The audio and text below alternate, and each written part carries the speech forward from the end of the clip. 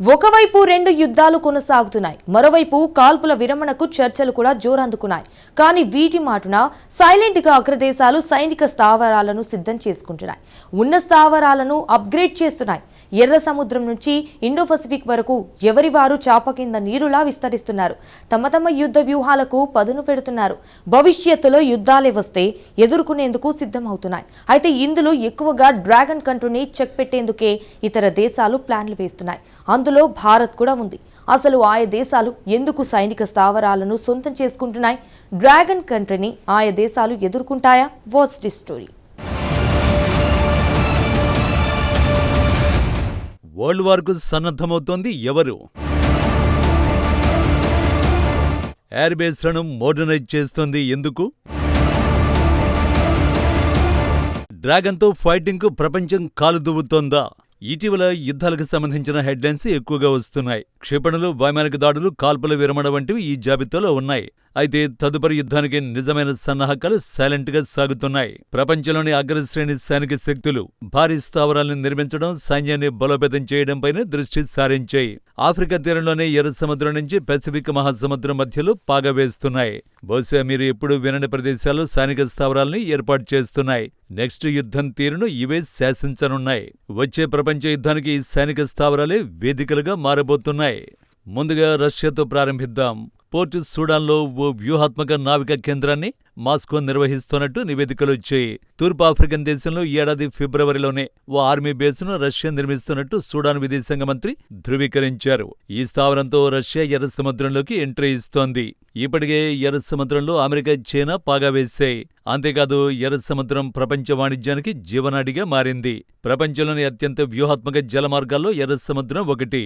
ఇది సూయజ్ కాలువను హిందూ మహాసముద్రాన్ని కలుపుతుంది. ప్రపంచ వాణిజ్యంలో సుమారు 12% ఎర్ర సముద్రం మార్గంలోనే వెళ్తోంది.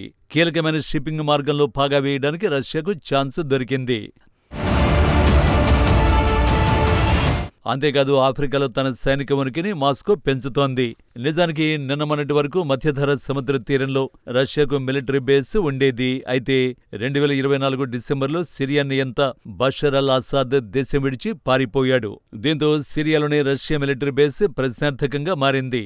సిరియా బేస్ నుంచి తమ ఆయుధాలను ఉపసంహరించుకోవడం ప్రారంభించింది. ఆ దేశంలో మాస్కో సైనిక ఉనికి భవిష్యత్తుపై సందేహాలు లేవనెత్తింది.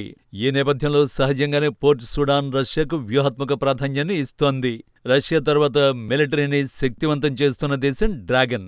చైనా రాజధాని బీజింగ్లో ఓ మెగా ప్రధాన కార్యాలయాన్ని కమ్యూనిస్టు దేశం నిర్మిస్తోంది. తాజా నివేదికల ప్రకారం డ్రాగన్ తన సైన్యం కోసం ఓ భారీ కమాండ్ సెంటర్ను నిర్మిస్తోంది. ప్రాథమికంగా అమెరికాకు చెందిన రక్షణ కార్యాలయం పెంటగాన్ కంటే 10 రెట్లు పెద్దగా ఉంటుందని అంచనాలు వెలువడుతున్నాయి. దీని గురించి చైనా అస్సలు బయటపెట్టడం లేదు. ఈ స్థావరం చైనాకు చెందిన పీపుల్స్ లిబరేషన్ ఆర్మీకి కొత్త నాడీ కేంద్రంగా మారొచ్చని నిపుణులు అంచనా వేస్తున్నారు. సైబర్ యుద్ధం నుంచి అణు సంసిద్ధత వరకు ప్రతిదాన్ని వేగంగా మోహరించడానికి, సమన్వయం చేయడానికి ఈ బేస్ను నిర్మిస్తున్నట్టు తెలుస్తోంది. ఈ భారీ నిర్మాణం పాశ్చాత్య నిఘా సంస్థల్లో ఆందోళన రేకెత్తించింది. బీజింగ్ భారీ అణు యుద్ధానికి సిద్ధమవుతోందని వెస్టర్న్ నిఘా సంస్థలు భావిస్తున్నాయి. యుద్ధమే జరిగితే చైనా కమ్యూనిస్టు పార్టీ నాయకుల్ని రక్షించడానికి భారీ బేస్ను బీజింగ్ నిర్మిస్తున్నట్టు తెలుస్తోంది. ఇందులో శక్తివంతమైన బంకర్లను ఏర్పాటు చేస్తున్నట్టు పశ్చిమ దేశాలు అనుమానిస్తున్నాయి. ఈ మిలిటరీ కమాండ్ కంట్రోల్ సెంటర్ నిర్మాణం 2024 మధ్యలో ప్రారంభమైనట్టు తెలుస్తోంది. ఈ భారీ సెంటర్ కి పశ్చిమ నిఘా విశ్లేషకులు పేరును కూడా పెట్టారు. మిలిటరీ కమాండ్ సెంటర్ ని బీజింగ్ మిలిటరీ సిటీగా పేర్కొంటున్నారు. ఇది కేవలం ఉష్ణమండల ద్వీపమే కాదు, ఇండో పసిఫిక్ లో అమెరికాకు కీలకమైన ఎయిర్ బేస్. ఈ స్థావరం గురించి చాలా మందికి తెలిసి ఉండొచ్చు. ఉత్తర గువాంలో అమెరికాకు ఆండర్సన్ వైమానిక స్థావరం ఉంది. ఇండో పసిఫిక్ లో అమెరికా శక్తిని ప్రదర్శించేందుకు వ్యూహాత్మక వేదికగా పనిచేస్తుంది. ఇక్కడ వైమానిక స్పేస్ ఫోర్స్ ను అమెరికా మోహరించింది. రెండో ప్రపంచ యుద్ధం కాలంలో ఆండర్సన్ స్థావరాన్ని B-29 బాంబర్ బేస్ గా అమెరికా నిర్మించింది. ఈ బేస్ ను అమెరికా 1945 నుంచి వినియోగిస్తోంది.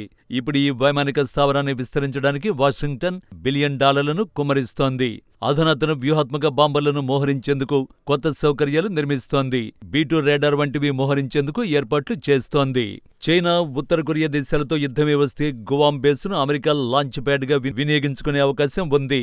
దక్షిణ చైనా సముద్రంలోనూ డ్రాగన్ కు గువాం నుంచి America check పెట్టగలదు.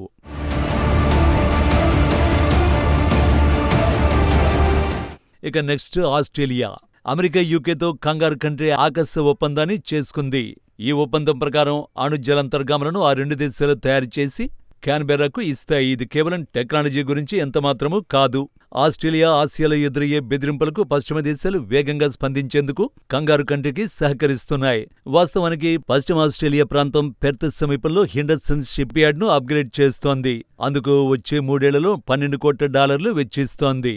Henderson ship yard అనేది అణుశక్తితో నడిచే సబ్మెరైన్ నౌకాదళానికి నిర్వహణ కేంద్రంగా మారనుంది. చైనా ముప్పును ఎదుర్కొనేందుకు ఆస్ట్రేలియా శ్రమిస్తోంది. ఇక సైనిక బేస్లను అప్డేట్ చేస్తున్న దేశాల్లో భారత్ కూడా ఉంది. అండమాన్ నికోబార్ కమాండ్ సెంటర్ని భారత్ సైలెంట్ గా నిర్మిస్తోంది. ఇది ఇండో పెసిఫిక్ భద్రతలో కీలక పాత్ర పోషిస్తుంది. ఇప్పటికే అండమాన్ నికోబార్ దీవుల్లో గణనీయమైన సైనిక ఉనికి భారత్ కలిగి ఉంది. ఇక్కడ భారత త్రివిధ దళాలను మోహరించారు. ఈ బేస్లో ఐఎన్ఎస్ డోరావా, ఐఎన్ఎస్ బార్స్ వంటి నావికా స్థావరాలు అత్యంత కీలకమైనవి. మలక్కా జలసంధికి అత్యంత సమీపంలోనే ఈ స్థావరాలు ఉన్నాయి. ప్రపంచంలోనే అత్యంత రద్దీగా ఉండే షిప్పింగ్ లైన్లలో మలక్కా జలసంధి ఒకటి. అండమాన్ నికోబార్ దీవుల్లో నేవీ, వైమానిక స్థావరాలు, ఓడరేవుల్ని భారీగా నిర్మిస్తోంది.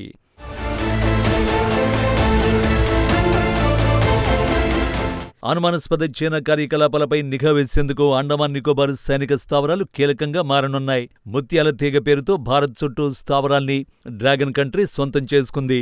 ఆయా స్థావరాలకు చెక్ పెట్టేందుకు అండమాన్ నికోబార్ దీవులు భారత్కు సహకరించనున్నాయి. ఇండో పెసిఫిక్ రీజియన్లో శక్తిని ప్రదర్శించడానికి ఆయా దేశాలు తీవ్రంగా ప్రయత్నిస్తున్నాయి. ప్రస్తుతం ప్రపంచం యుద్ధంలో ఉండకపోవచ్చు, కానీ ఏ చిన్న తప్పు జరిగినా ప్రపంచ యుద్ధం తప్పదు. ఆ యుద్ధానికి ఇండో పెసిఫిక్ ప్రాంతమే వేదికగా మారుతుంది అనడంలో ఎలాంటి సందేహం లేదు.